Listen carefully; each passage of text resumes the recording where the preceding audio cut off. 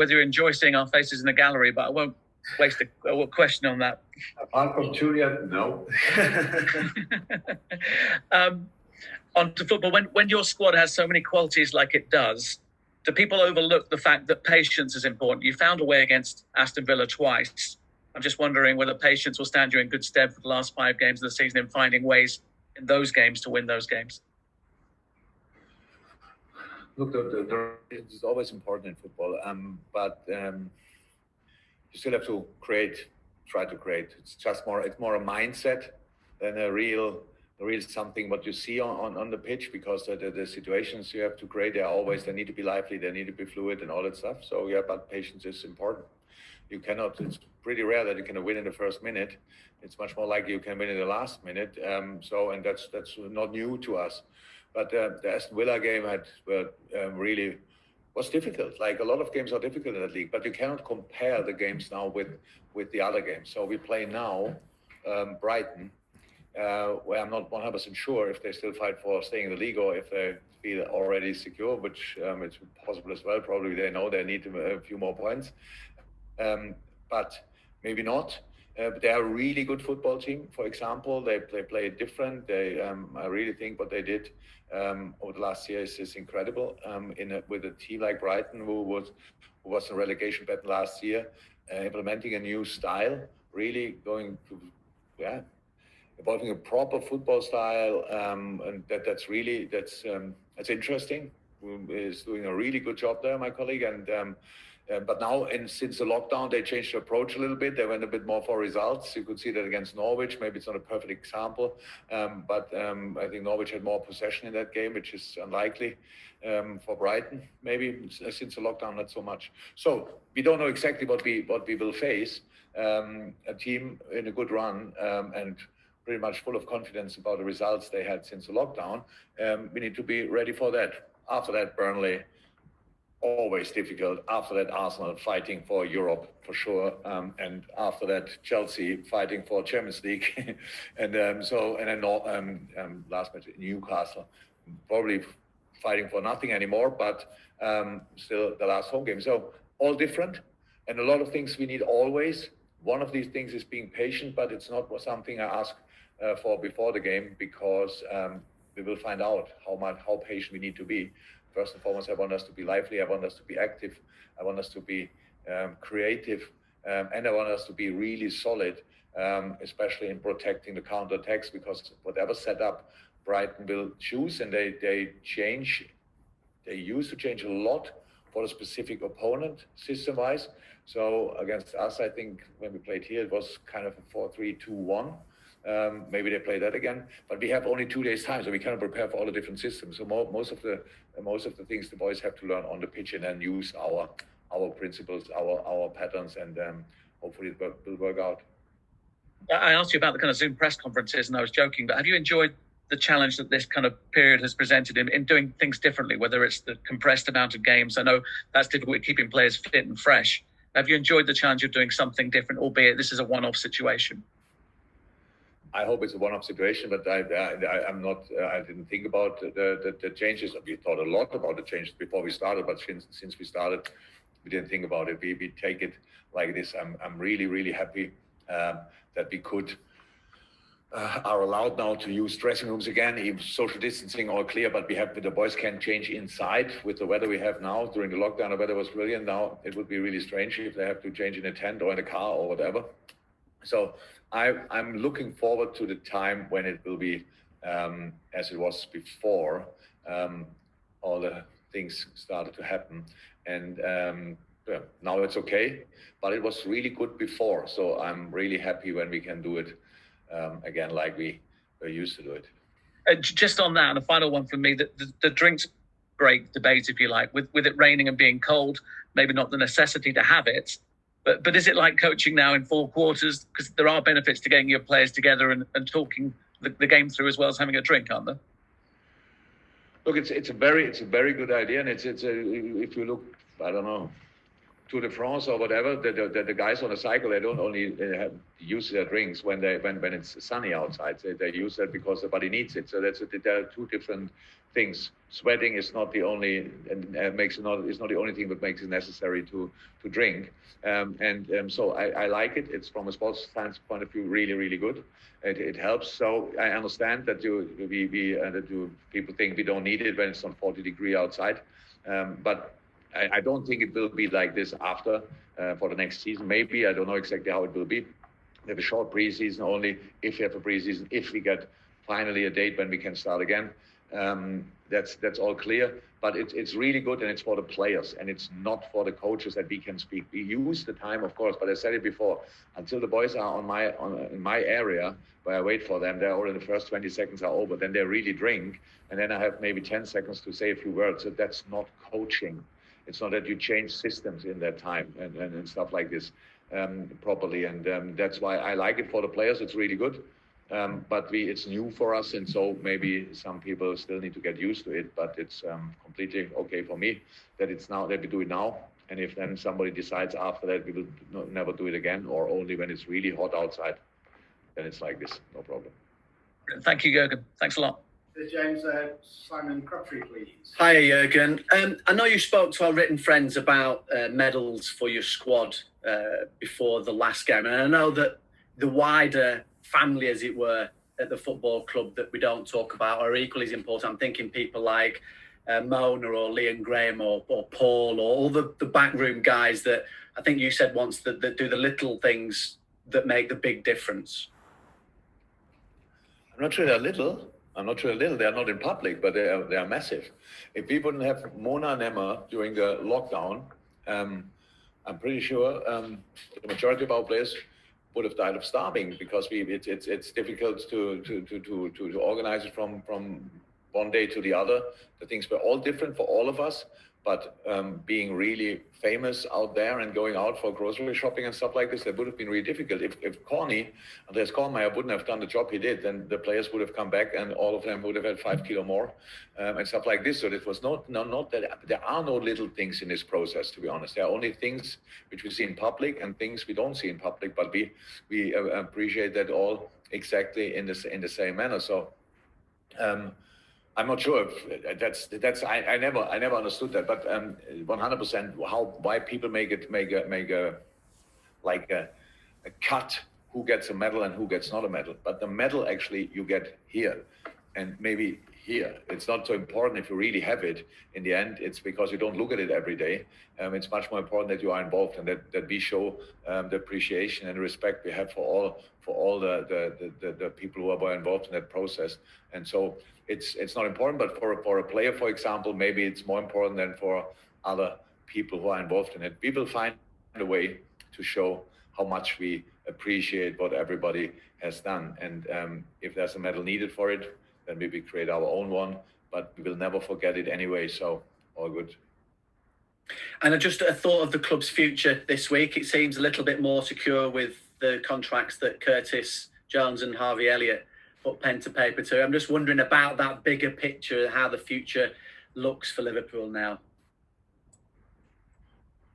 Good, but that depends on how you see the future. So it's a situation. What is the future? We don't. I think in my life there was never a period when I knew lesser about the future, about my future. I pretty often didn't know exactly how it will be, but the future of all of us, I think that's the first time that nobody knows exactly. So we cannot cut that off the general situation. The general situation is that we are all waiting finally for a vaccine against this awful disease, and that's the future of all of us. And as a football club, we are not worried about the future. So we have a good team, and we have fantastic. It's anyway a good age group, but the future is already prepared with a few really good footballers around us. And I'm really happy that the boys see it the same way, because I said it a lot of times that for young players, the biggest plus they have is time. But in a moment when they lose patience, things can go not exactly like they should go. And our boys want to play, want to be involved, see every day in training that they are really close, but are not yet didn't lose patience that it's not working out tomorrow and playing 90 minutes every 3 days or stuff like that. So we try to help them as much as we can to become the best player they can be. That's what we do with all the players, but with the younger ones, is the responsibility on our side is obviously even bigger. So, and that's why I really like that these boys committed 100% to that way, and it's a wonderful sign for all of us. And I said that the next few are already lined up. If you want, they are really, our academy is producing a lot of good players in the last few years, and we are really happy that the boys want to be part of that process, even when it's then the first time in their life that they don't play week in and week out, but they have a lot to learn, and we give them the time to do. So that's it. Okay, Juliet Farrington next, and then we've got Mike Hughes, but Juliet, would you like to unmute? Because Jurgen, you give the younger players the opportunities that you have done, but when you look at other Premier League teams, I mean, maybe it won't be always like this for Liverpool. Will it always be possible to have a local player in a Premier League squad, do you think? I don't know. I don't know if it always will be possible, to be honest. I think it's a bit easier to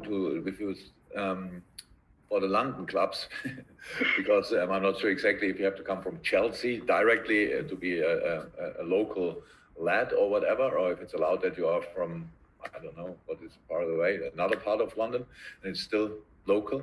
But we try. What we want to be the spot for everybody with a Scouse soul where he wants to play. So that's how it is. It's not a competition with Everton or whatever that you can do one or the other, but we want to be, of course, if you love football, if you are talented, if you are ready to work hard, then we want you to be here. But for that, we need to show the boys that there's a way through. Maybe not for the kids, the very young ones. There's enough that we have a nice shirt, but then and that we are Liverpool. But then if they go get older, then we have to show perspectives, and that's our responsibility. And so it's really nice that the boys are now so close to it. That Trent made it. That the three others are really close to get through. That's important. That's an important sign for all the other kids around. This is a club where you can have pretty much everything. You can play together with world-class players. You can train together with them, and you can make sure that you improve as much as you can, and then the club is ready to give you the chance. So that's a very important message. If that will be always the case, that depends to the boys. Obviously, we cannot create a football player if the football player is not ready for it. But if you are a talented boy and have the desire to improve, the door is really wide open. Thank you, Jules. I think we're over to Mike Hughes. Mike, a couple of questions. Hi, Jurgen. To continue with the younger players, a goal for Curtis Jones on Sunday. He signed a new contract. Harvey Elliott signed a new contract. What's pleased you most about their progress this season? And would you expect, if this progress is to continue, to see them get more game time in the Premier League next season? That's always a plan. It's about, one is education. The other one is then showing that education works. It means training works and that they are ready, because we only have the boys here, not because they are nice, humble, good looking, whatever. They are here because we want to, in a moment, mainly they get a benefit from what we do for them. But that's a fair deal, because at the end, we get a bit of benefit from what they are doing. So that's how it is. And that's how you do it with your kids and all that stuff. And that's how I do it with the players. And so what pleased me most about it is that the boys are so humble and so hardworking. So, and in that age group, and the perfect scenario is really that we have these role model professionals around, these slightly elder guys who just show how you have to be if you want to make your way. So that's how it is. And if the boys follow this path with the talent they have, it's pretty likely that they will have a proper career. So that's good news. We need luck, injury-wise, stuff like this, but here we will always try to use them as often as possible, because the dream is have all boys in, but it will not happen now in the next 5 years, but maybe in 10 years, it would be great if we could have a team full of Scousers. Why not? Because that's not a bad thing to be a Scouser. It's a good thing, because they're hardworking, stuff like this. It's anyway clear that they will fight like crazy and all that stuff. So a few things are really nice already. If you the characteristic of a Scouser, so good. But the door is open as well for all the other boys who want to play football, good football. Liverpool is a very, very open-minded club, so it must not be 10 Scousers, but if they are around, no problem with that. Nathaniel Klein has recently left the club. His contract was up. The progress that Neco Williams has made over the past 12, 18 months, does that mean essentially he now becomes, the guy that's pushing Trent Alexander-Arnold in that right-back position? And does it also mean that, that progress means that Liverpool aren't going to have to go out and spend an awful lot of money at a time of real financial uncertainty in the game? It's about the boys. That's always like this. There's always a picture now. And yes, Neco made exactly the same steps like Harvey and Curtis, for example. Neco is a bit lucky now that the position of a fullback situation is like we have actually 2 plus Neco 3 plus Millie and Joey can play and stuff like this. But it's a little bit easier to have minutes in a very, very intense time than it is, for example, for Harvey. So, but that's not does mean that Harvey doesn't make big steps. It's unbelievable. Really, is still 17. It's unbelievable how good he is. So that's all fine. But timing is always important in life. And now, whatever you can create by yourself, whatever we can produce together by ourselves, the better it is, because it saves money, of course, clear. But on the other side, these boys, need time, but we will use them as often as possible. That's the plan with them. And whatever we can save out there in the crazy world of transfer markets is good. So of course, but the boys have to commit. So I really think that's why I'm so happy about the two contracts. There is always an easier way if you want. So you can either way make sure that you are now in the best place, means playing week in, week out, or that you prepare your career. And we are here for preparing careers. And until the moment is there where the boys can play week in and week out. And as I said, as long as the boys are committed to that way, it will be good. It will be really good for them. I think we have proven that in the past, and I proved it probably at Dortmund and now here at Liverpool since we're here. It's not about how old you are. It's not about who you are. It's only about how good you are. And then you will play. Fantastic. We've got James from TalkSport, then Carl Markham, and as it stands, that's all I've got for the Open, unless someone uses the hands-up feature, and then we'll go to the embargo section. So James next, TalkSport. Hi, Jurgen. Jurgen, you mentioned there that Graham Potter is trying to completely change the style of play and make them more attractive to watch, whilst also achieving results. How difficult is it to develop a particular playing style whilst getting the results at the same time? Yeah, biggest challenge in a manager's life, especially when so that's why I said, if I'm 100% sure, Brighton stayed in the league pretty late last year, right? Probably last match day or so. So it was a tight one, a really difficult one.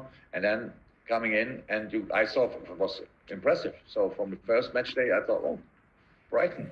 They changed a couple of things. But again, then maybe the results, especially in the later period after December, maybe I'm not 100% sure the results were not as good as they should be to stay comfortably in the league. So after lockdown, you saw they changed their approach slightly, but they had other opponents as well. So I think they played Arsenal, United, and stuff like this. So it's not that easy. But it's the biggest challenge in life of a football manager to implement your ideas while you have to produce results. That's it, because nobody waits nowadays for the result. Everybody wants to see the result immediately. So a lot of respect for Graham, what he's doing there. Okay, last one in the Open is going to be from James Pearce. James, before you start, the guys who are from the UK national papers for the embargo section want to let me know if you want to ask a question. We'll come to you after this. So James Pearce for the last question of the Open. Hi, Jurgen. I just wanted to ask you about Rhian Brewster. He scored again for Swansea on the weekend. I think that's 7 goals now he's got during his spell there. How much do you feel as if he's benefiting from playing regular first-team football? And where do you see him in terms of the plan for next season, in terms of loaning him out again, or do you see him having a role to play for Liverpool? No, but the plans with Rian, we talked to Rian and not here, and there's nothing to say about really. But yes, it was unbelievably important, and I was really happy that we had the opportunity to do so. Not only that if you want to play his first proper senior year, he had an awful injury, and so he needed really long time. That's why we said immediately when he came back, it makes now not sense to be here, striker 2, 3, whatever. Sometimes yes in the squad, sometimes not. So it was clear his situation is different to a lot of other situations from the boys in the club, and I was really happy that he could go to his former coach who knew him from the U70s, I think, or whatever. What? U19s, yeah, from the youth national teams, and that helped a lot. And they really wanted him, and that is very important for a young striker because you cannot score every week, and you still should stay on the pitch. And it happened now at Swansea, so play a good season, and Rian shows absolutely his talent. So that's clear. So it's in a moment nearly perfect how it is, but how it will be exactly next year, we will talk about with him and his representatives probably. Fantastic. And my humble apologies for forgetting the unforgettable Carl Markham in the Open. Apologies, Carl. You were covered by the participants bar. So, Carl Markham's finished the Open. Hi, Jurgen.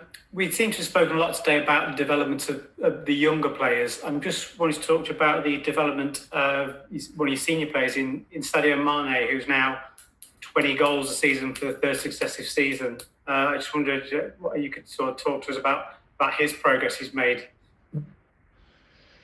Look, in the last 3 years, roundabout, I'm not sure exactly how long, but this team made progress, made massive steps. Yes, and it's nice to talk about the young players, but to be honest, the difference made all the other players. So they brought us in a situation where we are in. So, and it only worked because no other team sleeps. It only worked because we made each year big steps. And Sadio is a very, very good example for that. I remember this unbelievable talented boy we took from or could get from Southampton. It was a really outstanding skill-wise, but little lack of consistency, if you want. It was not that. That's why probably a lot of people thought, really, so much money. If you watch the wrong game, then maybe people thought, well, I'm not sure he's worth it. We were 100% sure about him, but consistency was the key. And absolutely now what he's doing now, how he performs on the level he performs is unbelievable, and helps us massively. He's a complete player, and so offensively, defensively, he works hard. He gives us depth because he is really quick. He's in between the lines, so I could pretty much write the same book about pretty much all the other players as well, but Sadio made real steps, especially. But that's normal. He came as a young boy here, and he grew up. He matured here. That's normal. That's the time of his career where it was clear that it will happen. And we were lucky enough to be around while that happened. And for sure, a few things we did from a tactical point of view. They helped the boys as well because it's close to their nature, so they don't have to act. They just can be themselves and play the football they are best in, actually, and that helps, of course. And Sadio is a good example for the improvement of the whole squad, because he's obviously improved a lot in the last few years and from a very high level already. So becoming a really, really good player, or now he's a world-class player, no doubt about that, and is a winner on top of that. So that's all cool. Great to have him here. Happy, Carl. Thank you very much. Thank you. So now